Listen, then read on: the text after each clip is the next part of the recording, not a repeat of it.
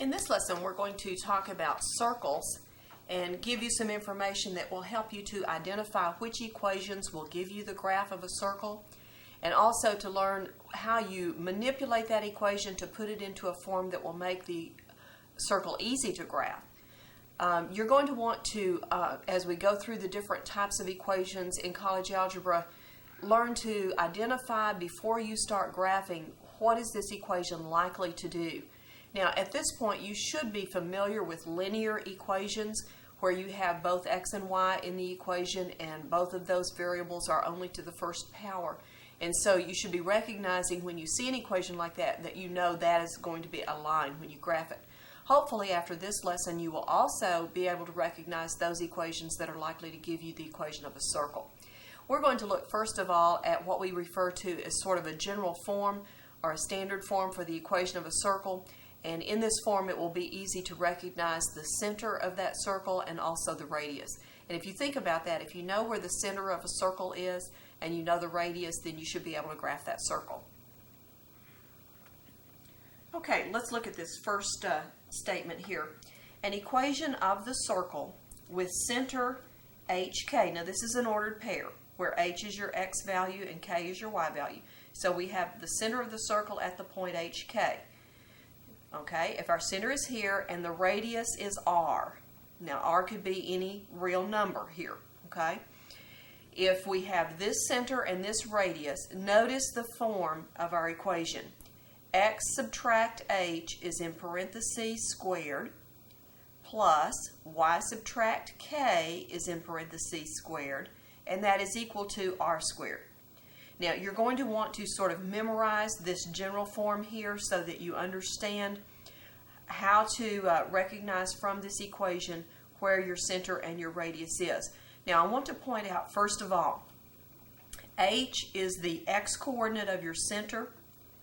That number is being subtracted from your x value in your equation.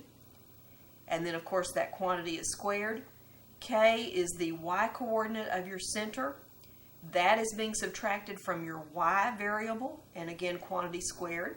And then notice here that the length of the radius is squared in the equation. Okay? Now, what we're going to do in some instances is, given an equation that looks like this, we're going to identify the center, the radius, and then do a graph. And another thing we'll do is, given an equation, we're going to see how to put it in this form, so that again we can recognize the center and the radius.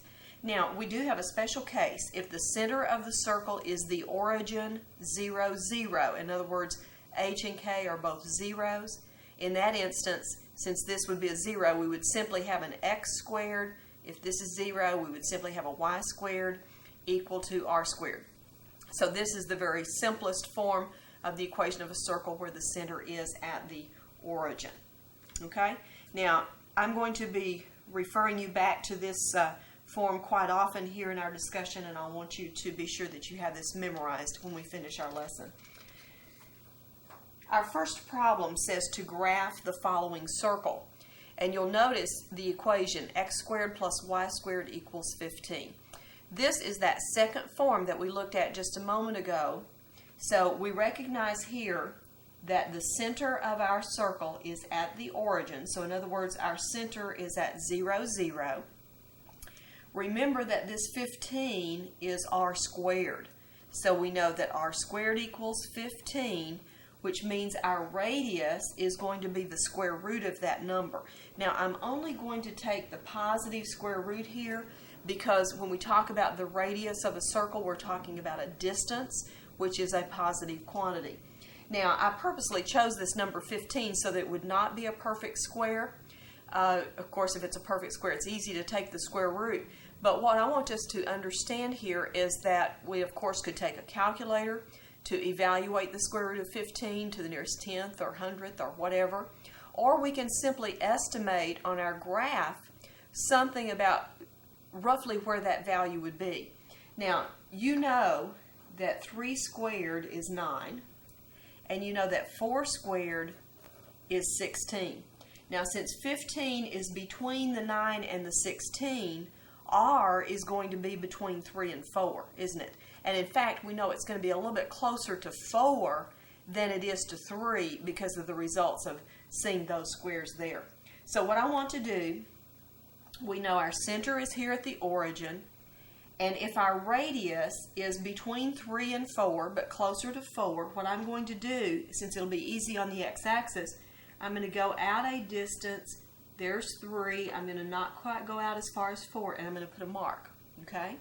Now we know that the radius can be measured out to the circle anywhere. So again, from the center here, I'm going to go up the length of that radius and put a mark. I'm going to go out to the left on the x-axis, the length of the radius, and then I'm going to come down on the y-axis, the length of the radius, and using those sort of as a benchmark. Now this graph will not be perfect because I'm kind of sketching this freehand, but we're going to sketch in a circular shape here, sort of using these points as a guideline. We know that our graph is not going to be perfect, but it will give us a pretty good idea of where these points are. Now, of course, if you wanted to be more accurate, you could use a calculator and get some approximate values and be a little bit more accurate, but usually it's not necessary to do that. Notice how easy this was. Simply by recognizing that this equation is going to give me a circle with this center and this radius, I could very quickly sketch that graph. Now, let's look at another equation. Graph the following circle. Notice again, he's telling us that this is a circle. We have x minus 1 quantity squared plus y plus 2 quantity squared is equal to 4. Now, I'm going to put this back up here for a second on the screen. That looks like this form that we were given earlier, doesn't it? Notice we have x minus 1. So what does that tell you about h? H is 1, isn't it? Okay? Now, let's go to this one. Now, be real careful with your signs. This is the one thing you have to be careful about. Notice in our general form here, it says y subtract k. Now, you'll notice up here we have a y plus, not a y subtract.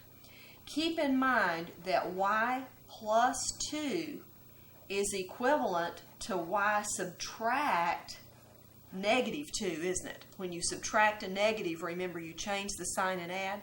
So when you have this situation, you're going to have to think about rewriting it like this, because notice y subtract k, this negative 2 is my k value. So k is negative 2. And then, of course, r squared is 4. And so my radius is going to be the square root of 4, which we know is 2. So since I know h and k, remember the ordered pair HK is my center. So HK is 1, negative 2. This is my center. And then I have a radius of 2. Now let's see how we're going to use that information to graph this circle. First, we'll locate the center, 1, negative 2. And then remember what I did before is I used my radius as a distance, and I did what was easy to do. So from the center, if I go out to the right 2 units and put a mark, up 2 units, to the left 2 units, and down 2 units, that gives me 4 points that I can use as a guide for me. And then draw in, remembering this is a circle, so make that circular as much as you can. And very quickly, again, we have that equation. Okay? Now, the key, again, is knowing this. X minus h, quantity squared, plus y minus k, quantity squared, equals r squared. Remember, these say minus. This had the minus, so we knew h was 1. This did not have the minus, so we rewrote to identify k as negative 2. Once we know the center and the radius, we're in business, aren't we? Okay. Now, the graphs have been fairly simple. What I want to do next is to look at some information about circles, and we're going to write the equation. Okay? Well, let's look at this first one here. Find the equation of the circle with center at the point 2, negative 5, and a radius of 7 units. Now, here's why I want you to know that form. I want you to write down x minus h, quantity squared, plus y minus k, quantity squared, equals r squared. If I know that formula, then I can simply substitute into that formula. Now, remember, my center gives me my h and my k, doesn't it? And my radius gives me r. So we're going to substitute in. Here I have x subtract, my h is a 2, quantity squared, plus, now watch your signs here, y subtract, notice your subtract sign, and then k is negative 5. That's a quantity squared equals, my radius is 7, and I need to square that. Okay? Now, we know that this y minus 5 is going to change to plus a positive. Okay? Now, you have an option here. You can leave this answer as x minus 2 squared plus y plus 5 squared equals 49. Now, a lot of times we do that. We leave it in this form because here it's very easy, again, to see the center and the radius, and we have our equation. Now, sometimes, however, you may want to do some algebra to rewrite this equation. In other words, we can square this binomial, and we can square this one, and then add some like terms. Let's just take a look at this one and see how that works. Remember, when you square a binomial, you square the first term. That would give you an x squared. Then you multiply the two terms together, that would be negative 2x, and you double that, which would be a negative 4x. And then you square the second term. If you square negative 2, you get a plus 4. Okay, so that's squaring the first binomial. Plus, if I square the second binomial, square y, get y squared. Multiply these, I have a plus 5y, double that, plus 10y. And then square the plus 5 and get a plus 25 equals 49. Okay? Now, once we have it in this form, let's put our squared terms first. X squared plus y squared. That takes care of those. Then I'm going to list my x term minus 4x. I'm going to list my y term plus 10y. And you'll notice if I add these constants, I have a plus 29 equals 49. Okay? Now, usually, we will either subtract the 49 and get a 0 over here, so everything's over here. If you want to, you could subtract the 29 and get just a constant over here. I'm going to subtract the 49 and write this final form, x squared plus y squared minus 4x plus 10y. If I subtract 49 from 29, I get a negative 20 equals 0. Okay? Usually, one or the other of these two forms is the form that you would want to have your answer in if you're asked to find the equation of the circle. Unless they specifically want this generalized form here where everything is multiplied out, I would probably suggest that you just leave your equation like that. You may want to check with your instructor to see which way they would prefer that you write your answers on this type of problem. Okay? Do you see, though, the important thing here was, again, this form right here, this standard form, where we could substitute in for h and k and our radius r. That's all we need to know to be able to write the equation. And then if we want to transform the equation, we can do that. Okay? Let's do another one here. Find the equation of the circle with radius 3/4 and center negative 3, 0. Again, we're going to start with x minus h, quantity squared, plus y minus k, quantity squared, equals r squared. Now, do we know h? H is negative 3, isn't it? So x subtract negative 3, I need to square that, plus y subtract what? Well, k is a 0 squared, equals, my radius is 3/4, and I need to square that. Okay? Now, this is going to change to x plus 3, quantity squared. Of course, since that's a 0, that's just plus y squared. And if I square this fraction, I have 9/16, don't I? Okay?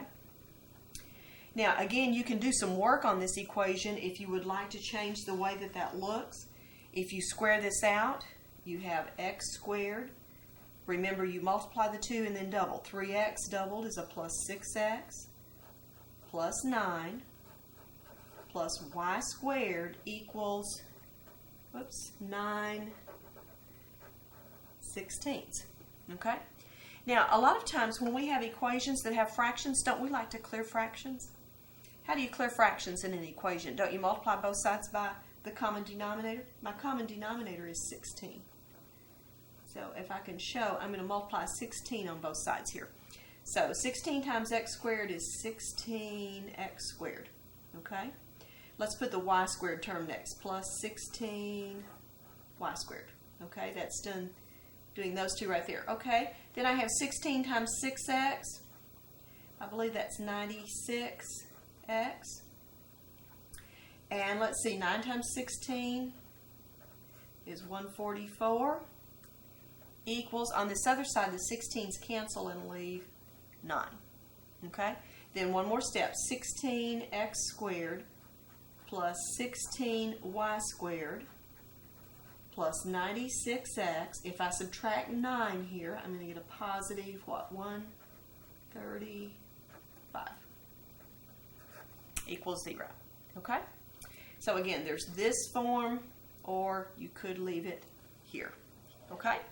So if we know that standard form, we just substitute in our center and our radius, and then if we want to change the way the equation looks, then we can do that. I wanted to point out one thing here while we're looking at these equations. Notice here I had x squared plus y squared. Okay? And the reason those came about was because I'm squaring here. Notice in the original form you're squaring, so you're going to have an x squared and a y squared. Okay? Now, in this last one, I had 16x squared plus 16y squared. Where did those 16s come from? They came when we did what? We cleared fractions.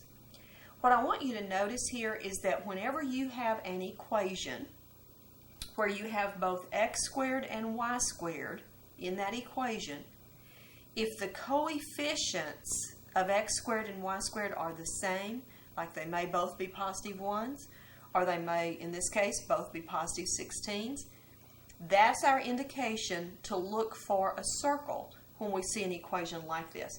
Because of our standard form here, you can see that if we square these things out, we're going to get x squared and y squared. If this happens to be a fraction and we clear fractions, then we're going to multiply and we'll get coefficients in front of x squared, y squared, but it'll always be the same coefficient.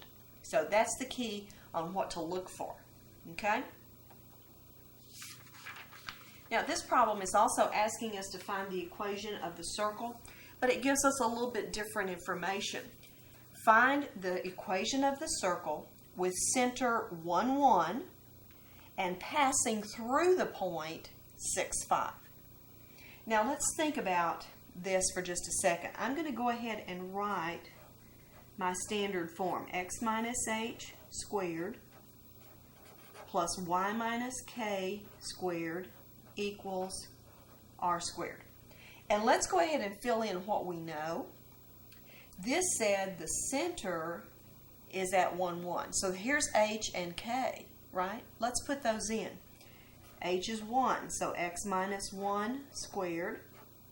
And k is also 1, so I have y minus 1 squared equals, and see, here's what I don't know. R squared. I don't know R squared yet. He did not tell me what R squared was. But let's think just a second. I'm just going to draw a little bit of a coordinate system over here. If I locate the point 1, 1 right there, that's the center. And let's see, this circle goes through the point 6, 5. Let me find that. 1, 2, 3, 4, 5, 6. 1, 2, 3, 4, 5. If this is the center and my circle passes through that point, what does that mean? If I go from the center to this point, that will be a radius, won't it? Okay? So how can I find the distance from here to here? Recall the distance formula that we've had earlier in this class. Let's put that distance formula down. The distance, remember, is the square root of x sub 2 minus x sub 1 squared plus the quantity y sub 2 minus y sub 1 squared. We want the distance from this center point to the point here that our circle goes through so that we can calculate the radius. Okay, so let's do that. Distance is let's see, my second x value is a 6. My first one is 1, so I have 6 minus 1 squared. My second y value is 5. My first one is 4. I'm sorry, 1, so I have 5 minus 1 squared. I was thinking ahead there, you might see. 6 minus 1 is a 5. I'm going to go ahead and square that. That's 25. Plus 5 minus 1 is a 4. Squaring 4, I get 16. So let's see, 6 and 5 is 11. That's 41. Now remember, this distance is my radius, isn't it? Okay, the radius is the square root of 41. Now I cannot simplify the square root of 41, but notice up here, what am I putting into my equation? I'm not putting r, but I'm putting what? R squared. If r is the square root of 41, then r squared is the square root of 41 squared. What happens when you square a square root? It just removes the square root, doesn't it, and you get 41. So r squared is 41. That will allow me to complete my equation, x minus 1 squared plus y minus 1 squared equals, in place of r squared, I'm going to put 41 here. Now I'm just going to leave this equation in this standard form right here, but recall if we preferred, we could multiply these binomials, square them out, and change the terms around much like we did in that previous example. Okay? So again, the idea comes right back to this standard form. Very important to know that. And then what we have to know to write our equation is the center and the radius. Sometimes he tells us both pieces of that information. Sometimes he gives us other information that will allow us to find those. Okay? All right. Let's see what this next problem is asking us to do. Find the equation of the circle with a diameter that has endpoints at 1, 4 and negative 5, 8. Well, let me think. I'm going to go ahead. X minus h squared plus y minus k squared equals r squared. Anytime it says find the equation of the circle, I'm going to start with this. H and K represents the center of my circle. This is the radius. So that's the thing that I have to be able to determine here. Now, let's go back to our problem and think about what he told me. Diameter. What is a diameter of a circle? Well, remember, it's that line segment with endpoints on the circle that goes where? Right through the center, doesn't it? Okay, let me again think for a second. Let me draw a coordinate axis here. Let's locate 1, 4. 1, 2, 3, 4. And negative 5, 8. 1, 2, 3, 4, 5. 1, 2, 3, 4, 5, 6, 7, 8. Okay. Turn that a little bit. There's my diameter of my circle. So I know that my circle is coming around that thing, right? Where would the center of my circle be? Well, the center is going to be what? The midpoint of that diameter. The center of a circle is the midpoint of the diameter. We've learned how to find a midpoint, remember? When you're looking for a midpoint, what do? You're looking for average. Remember, we want to average our x's and average our y's. Well, let's look at our x's. To average, we do what? We add and divide by 2. So if I add these numbers, I get negative 4. Divided by 2 is a negative 2. And to average my y's, I add my y's. 8 plus 4 is 12. If I divide that by 2, I get 6. So this is my x coordinate, and this is my y coordinate. So this is h and k, isn't it? Okay? Well, let's put that in. So now I have x minus a negative 2 squared plus y minus 6 squared. Now, what do I lack? I need the radius, don't I? Now, there's 2 ways, actually, that I can do that radius. One is to find the length of the diameter and then do what? Divide by 2, right? A radius is half the length of a diameter. So I can find the distance between these 2 points and divide that distance by 2 to get a radius? What else could we do to find that radius? Think about this. If I know the coordinates of the center, if I wanted to, I could use either the distance from the center to the point 1,4 to get my radius, or I could use the distance from the center to that point -5,8, couldn't I? I think what I'm going to choose to do, let's just find this distance from the center to the point 1,4, okay? So let's come over here. Again, think about distance is the square root of x2 minus x1 squared plus y2 minus y1 squared. And let's substitute in. My second x value is a 1 minus my first is a -2. We have to square. My second y value is 4 minus my first y value is 6. I'll also square that one. Now this is going to change to plus a positive right here, isn't it? So I have 3 squared, that's a 9. And 4 minus 6 is a -2. If I square -2, I get 4. 9 plus 4 is 13. So this square root of 13 is my radius.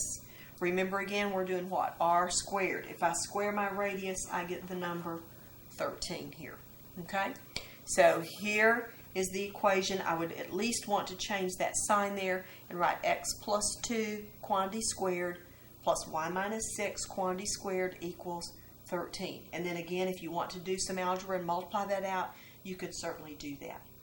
Now, you may need to do some thinking here about the information given and think about how can I come up with center and radius. That's what I have to know. So you may need to recall some geometry. A diameter goes through the center of the circle. The center is the midpoint of the diameter, and a diameter is twice as long as a radius. Okay? So there's a couple of ways that we could come up with that radius. Okay, I have one other one where we're looking for the equation of the circle. This one says to find the equation of the circle with center at -3, 1 and tangent to the y-axis. Now, I'll worry about that idea here in just a moment. Let's start out. We're looking for what? The equation of the circle. So again, I'm going to write my form x minus h squared plus y minus k squared equals r squared. Okay? Now, do I know my h and k? In other words, do I know my center? Yes, he told me my center. Let's put that in. X minus -3 squared plus y minus 1 squared equals r squared. I don't know r yet. Now, again, let me sketch in a little coordinate system here. That center was at -3, 1. There's the center of my circle. And now let's talk about what tangent means. Remember from geometry, if a circle is tangent to a line, then that line just touches that circle at one point. They only have one point in common. That's an idea of a tangent. So what is it that he's saying is tangent? We're tangent to the y-axis. If my center is here and my circle just touches like this, then I know over here my circle is going to come down and just touch that y-axis like that. Now notice if I go straight over horizontal from that center, right here's where I would be tangent to that y-axis. How do I know that it would be like that? Recall from geometry, from the center of a circle, if you draw a radius out to a tangent line, those are perpendicular to each other. So I know I need to go exactly horizontal to be to be perpendicular. Couldn't think of my word. Being perpendicular to this y-axis, and that makes it tangent. So that's easy to calculate then, that from the center to the edge of my circle, how many units is that? Well, if this is the point -3, 1, that's 3 units, isn't it? So my radius is going to be 3. And now I can put that in my equation. Let's change that to x plus 3 quantity squared plus y minus 1 quantity squared. And if my radius is 3, what's r squared? It would be 9, wouldn't it? Okay, so here is the standard form of that equation. Again, if I want to rearrange that, then I could certainly do so. Now, at this point, we've been working from information to write the equation of a circle. And the other situation we've done is given the equation that's pretty much in that standard form, reading off the center and the radius and being able to sketch a graph or whatever. Now I'm going to suggest to you as you do homework on this section that you write down that standard form x minus h quantity squared plus y minus k quantity squared equals r squared. If you'll write that down on every one of your homework problems that requires that, by the time you finish homework you should have that memorized. And that's the whole idea, is to have that completely memorized. Now, in the last part of our lesson here, we're going to take a little bit different slant. We're going to be asked to identify the graph of certain equations. Now recall earlier in one of those examples, I showed you how to look at an equation and decide whether we expect a circle. Do you remember what happened there? We had both x squared and y squared, and they had what? The same coefficient. Either both of them were positive ones, or it could be another number. As long as it's exactly the same number, that's the key to tell us that we might have a circle. Now, I use that word might, and you'll see why I'm saying that here in a little bit. What I want us to do is to look at this first example that asks us to identify the graph, and we're going to talk about, if I look at that equation and I'm expecting a circle, how can I be sure it is a circle? The only way I can be sure is if I can put it in that standard form that we talked about, x minus h quantity squared plus y minus k quantity squared equals r squared. To get that form requires completing the square. Now, you should have experienced completing the square when you solved quadratic equations earlier. If you have forgotten that procedure and you don't quite understand it from this tape, you may want to go back and check out that videotape on completing the square just to get that process down. But I'll review that with you, and hopefully by the end of this tape, maybe that won't be necessary. You'll remember how to do that process. Okay, this says to identify the graph of the following equation. Now, I want you to notice, here's what I'm looking at. I see x squared and y squared. What are their coefficients? Both of these coefficients are positive ones. Now, I want to emphasize, check the sign as well as the number. If this said minus y squared, this would not be the same coefficient. This would be positive 1 and this one would be negative 1. That's not the same. It has to be an identical coefficient here. Now, I'm expecting a circle. I think that's what this is. But to be sure, I've got to be able to get that standard form that we're talking about. And recall, I said that requires completing the square. Now, to complete the square, here's what we're going to do.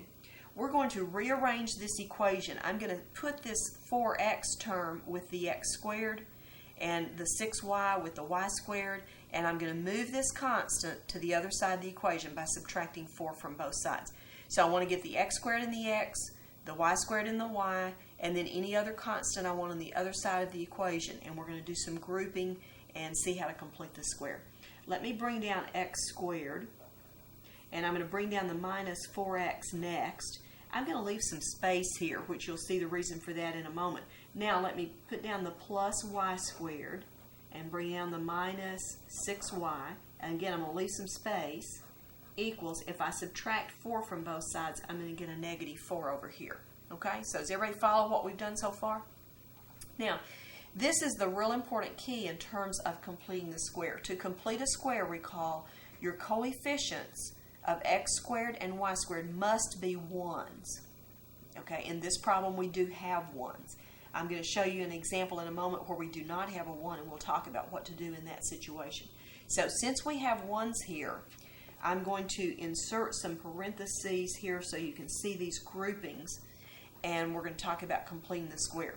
Now recall the process. If you have a 1 in front of x squared, you want to take half of the coefficient of x. And I like to write that down here so I can look at it. Half of negative 4 is negative 2.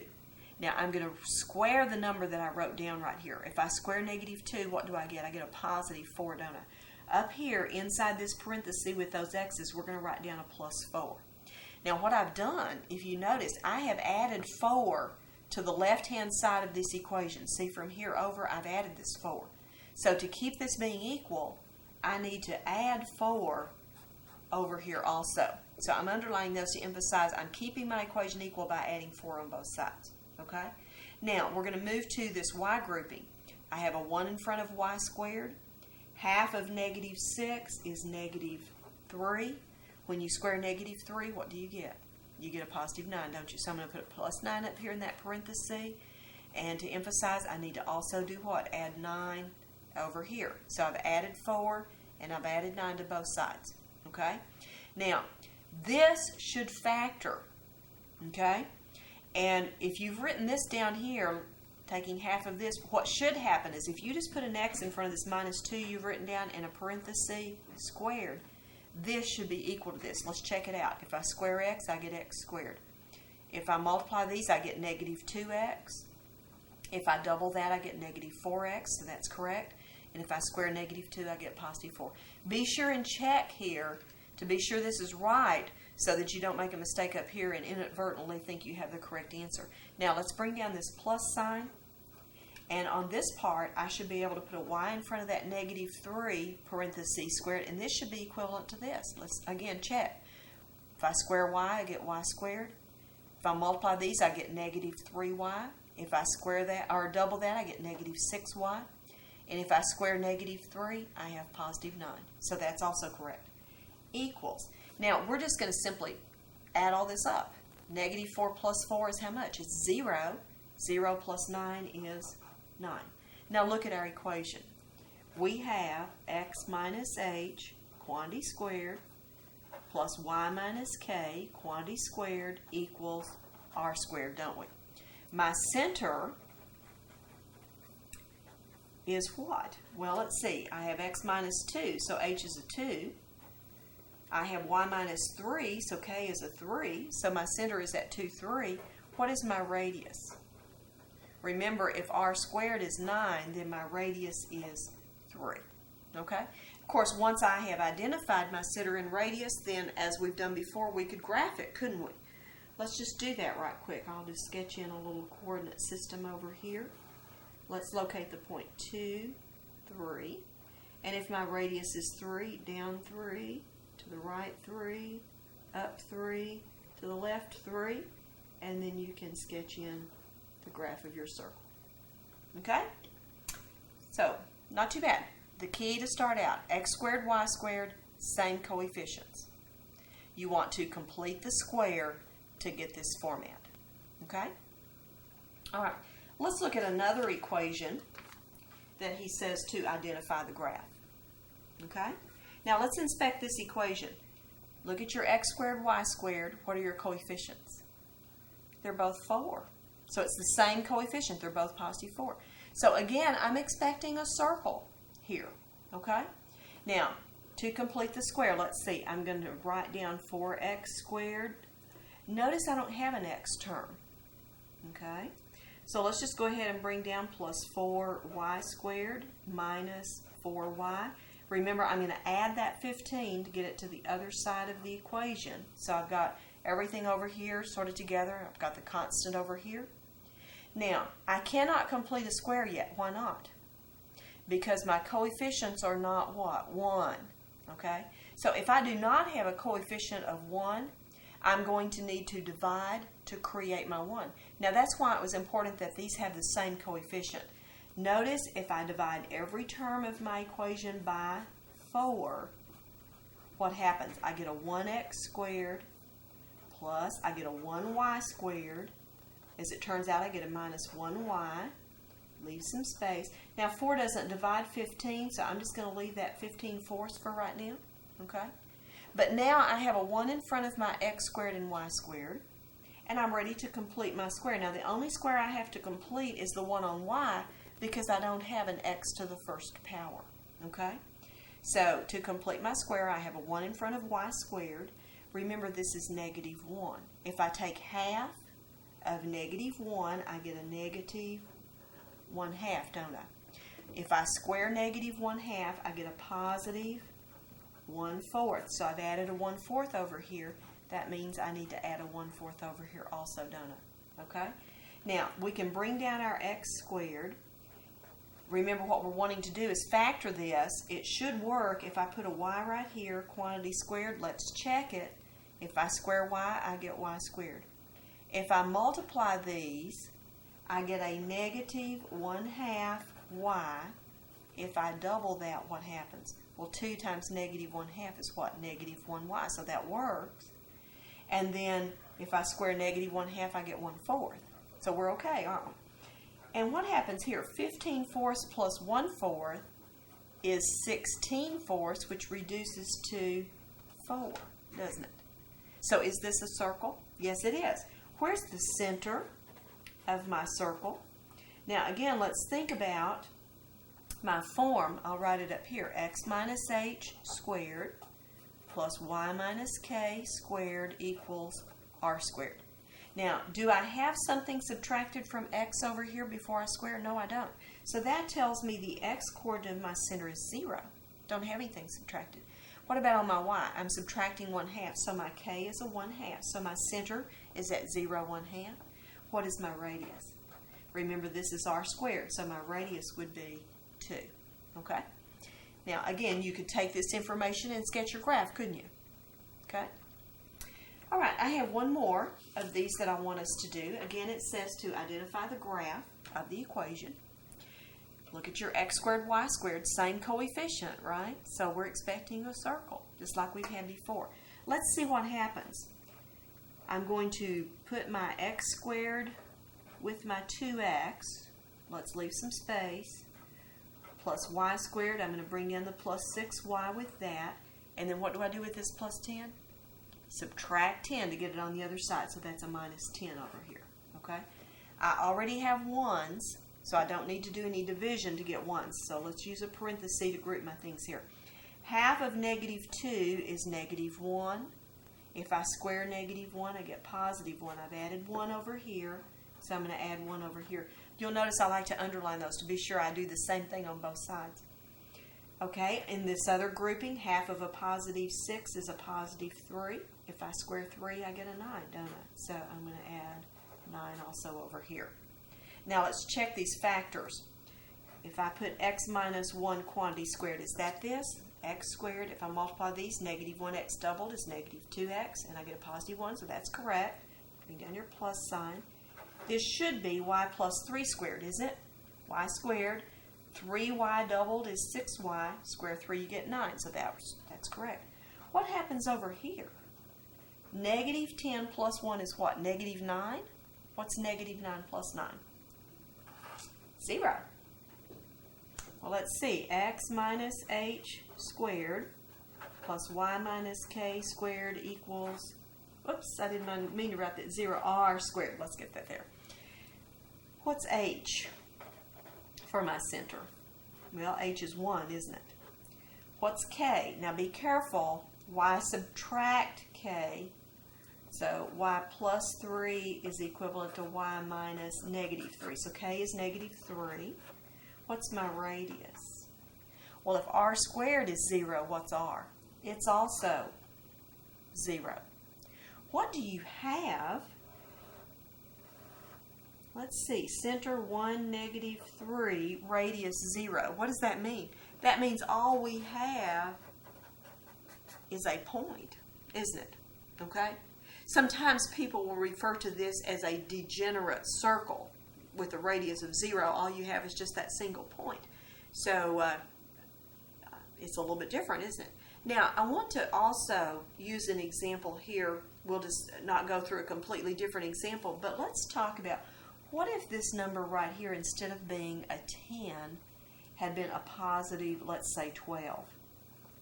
Okay? What would have happened? Well, when you subtracted the 12, this would have been a negative 12 right here, wouldn't it? What is negative 12 plus 1 plus 9? That's negative 2, isn't it? Okay? Let's look at what our equation would have been. X minus 1 squared plus y plus 3 squared equals negative 2.